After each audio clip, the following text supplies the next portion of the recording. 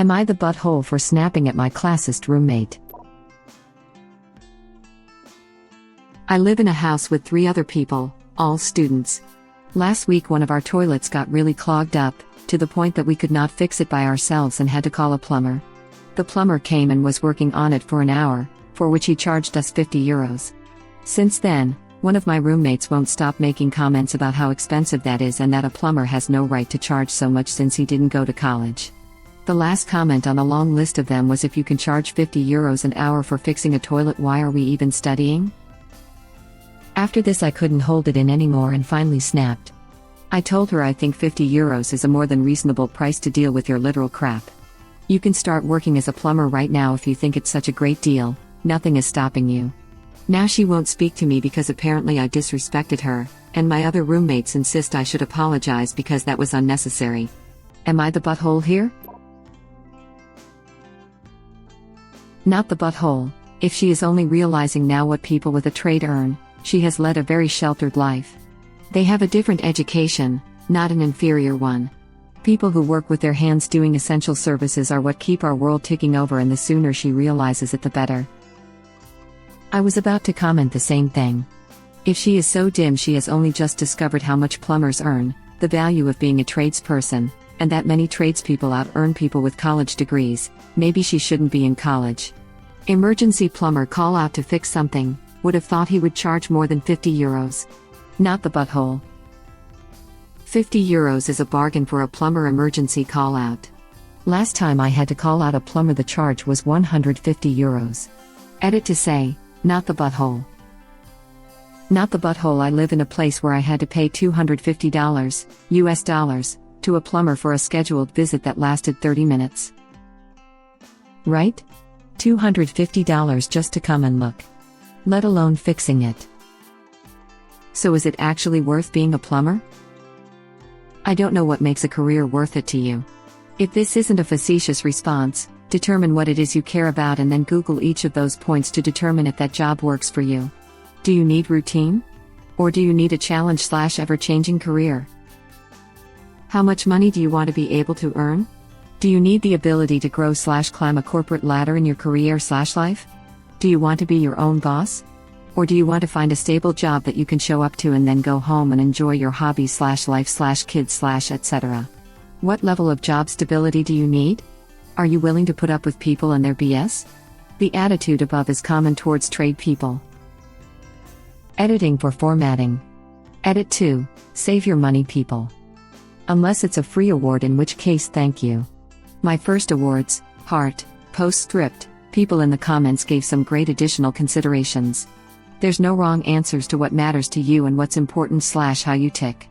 And it's every person's prerogative to change their mind and evolve as they grow older. I have ADHD and do well in a structured corporate environment. I could never be my own boss. And I'm fully aware that what I want today, to climb the corporate ladder, will likely, definitely, change if I ever have kids. Everyone is different.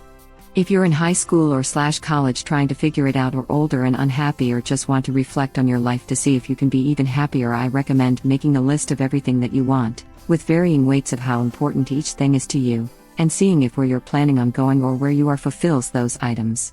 Talking to people in the field or shadowing can help you answer those more qualitative/ungoogleable questions. This is excellent advice for anyone choosing/changing careers.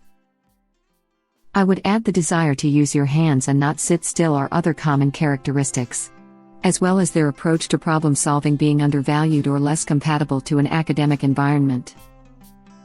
I went into the trades right out of high school.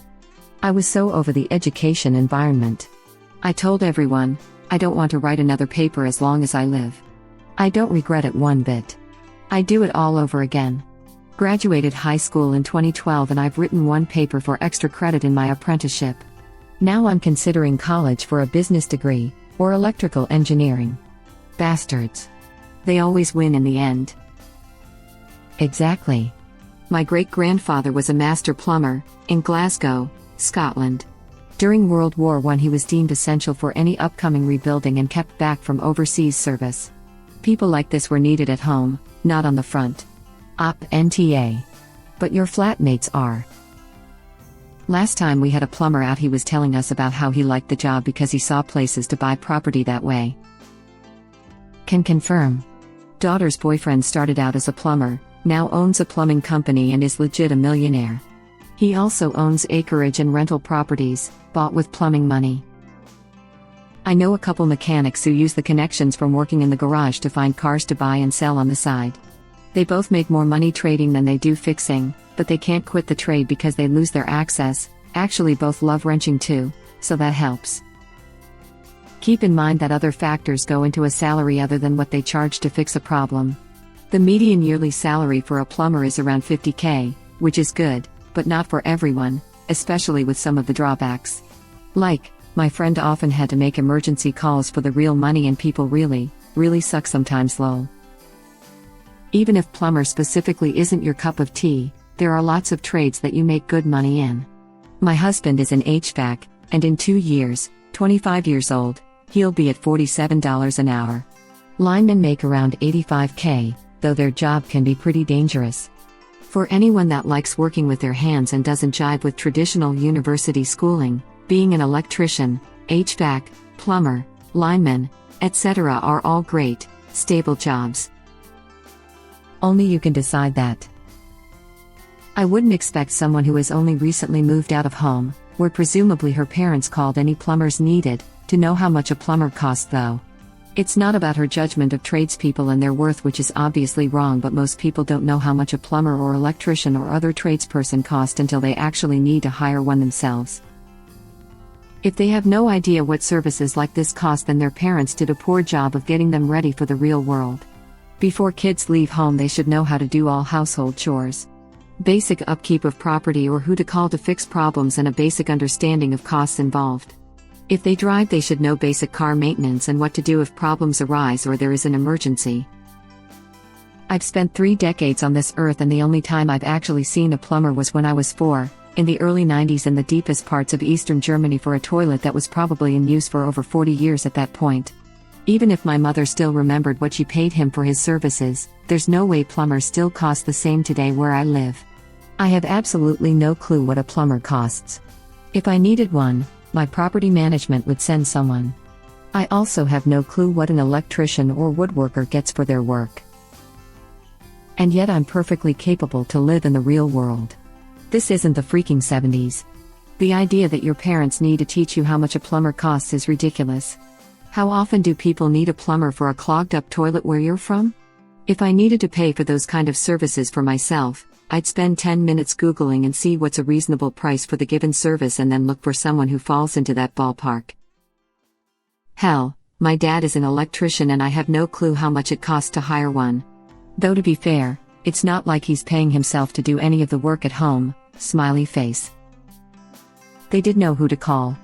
A plumber. They knew when it was time to call him. They just didn't know how much it cost, and frankly there's no way to set someone up for that because every slightly different service is going to be a different charge and it varies by town. There's also no indication they don't know how to do household chores, because this wasn't a household chore or maintenance, it was a breakage. I mean, I have no idea how much it costs to fix a toilet. I don't think my parents ever called a plumber for anything outside of redoing the bathrooms, and then it was through the contractor. Since I moved out, I've been living in apartments, so I just tell management there is an issue since I'm literally not allowed to call anyone to service the property directly anyways, and maintenance is included in my lease. So I'll have to Google how much plumbers cost to fix stuff when I buy a house, I guess. Except that she literally said that plumbers don't deserve to get paid that much.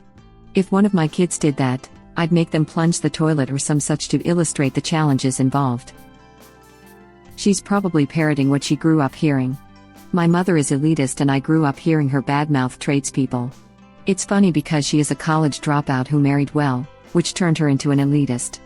I ultimately think her own insecurity is what led her to make those comments. I have yet to meet a plumber or an electrician that is having trouble finding work. Most of them have to turn down calls and contracts because their work week is full. My dad always tries to tell me how smart I am cause I went to college, but he's literally more intelligent than me in every way. The man has worked years as a mechanic for a pharmaceutical company, gotten awards, came up with safety propositions for his company, etc., and this is all despite the fact that he can't read. And he makes more money than I ever could in my career field. People highly underestimate how successful and meaningful trades are. I have started recommending to young people who want to go to college that also they should learn a trade or something similar. At most, they always have something to fall back on if a profession or a business doesn't pan out, and at the least, they can use the skill in their personal life. Learning a trade as a backup plan before going to college is a crafty thing to do, and all-around unrealistic advice. First, you're wasting the time of whoever you're apprenticing under. When someone offers you an apprenticeship, it's with the explicit expectation that you'll be staying with that company. They aren't spending a crap load of money teaching you just so you can F off somewhere else right after. Second, trades are hard to get into.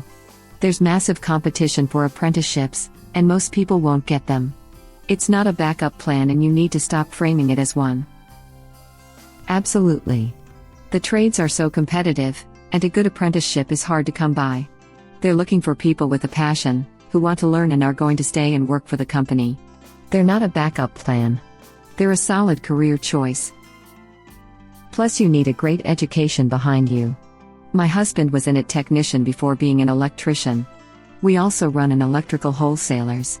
The amount of electricians who have spent no time as an apprentice or have decided to use their backup plan, who absolutely don't know what they're doing, is unbelievable.